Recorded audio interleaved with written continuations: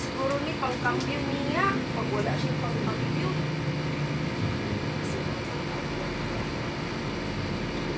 Ani? Ayaw pagkaon anang mga candy. Kay dako na kayo gasto. 270,000, 64,800 ako gasto sa imuhang ikon sa dentist. Bantay ra jud nagmakulangan ng candy. Mama. Ila din. Ito ni niya mapansin kay di lang naman ako mama. Kauna na.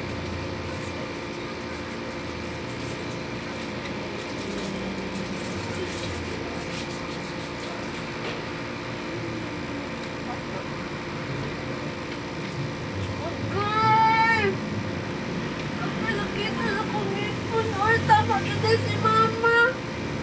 Akay sakita sa kumipon, oy. Akay. May pagdabinaw ko kay mama da. Ang dili mo kaon og candy. Sakita dyan, oy. Akay. Ah! Mga bata, ang mama ni Gigi na siya gitubon sa iyahan, na gisulat sa iyahan, na siya instruction para maminaw unta. Pero wala siya naminaw. Mga bata, mao ni ang kamatuoran karon.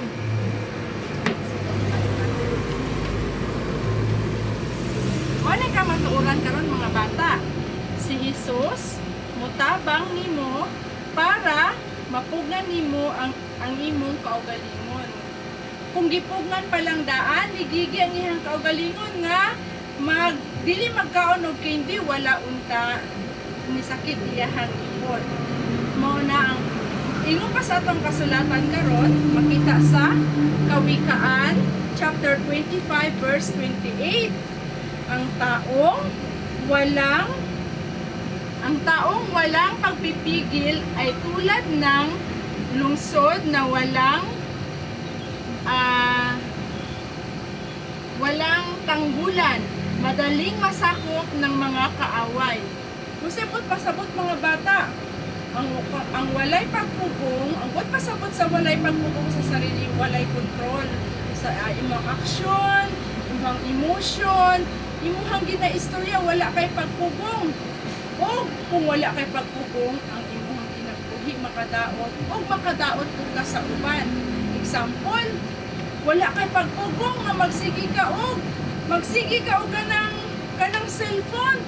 Hangtod, nag-alas 12 na lang, nagkadlaw na lang, wala paghapon ka na humad og sagsigig cellphone. Unya, exam di ay ni mo ugma. Ang hitabo, nabagsak ka, sige ka kabagsak sa imuhang mga subject. Ang hitabo, mubalik ka sa imuhang grade. Kung grade 2 ka karon, pag next year grade 2 lang gihapon ka. So, sa nahitabo mga bata, nadaot ang imuhang kaugmaon.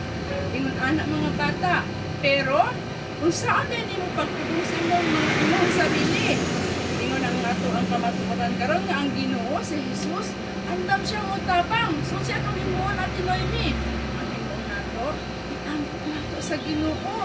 Isugid nato kaniya kung asa ta dapit nagkulang, kung usa ang batasan nato nga wala tay pagpugong, itampo nato na nga Ginoo. Kanang tabangi ko nga makontrol ako ang akong sige og cellphone para makastudy ko. Or Ginoo, tabangi ko nga dili ko magsige og pamalikas kay kung sige ko pamalikas wala na koy mahimuon nito. Ingon ana sa pinaagi sa pag-ampo nimo sa Ginoo, ang Ginoo tabang nimo mapugnan nimo ang imong sarili. Sama kay mama nga naghatag siya og mga instruction para kay Gigi para mapugnan niya yang sarili. Ang Ginoo mahatag pud og tabang nimo nga mapugnan nimo imong sarili. Aside sa mag-ampo ka, magbasa po ka og Biblia.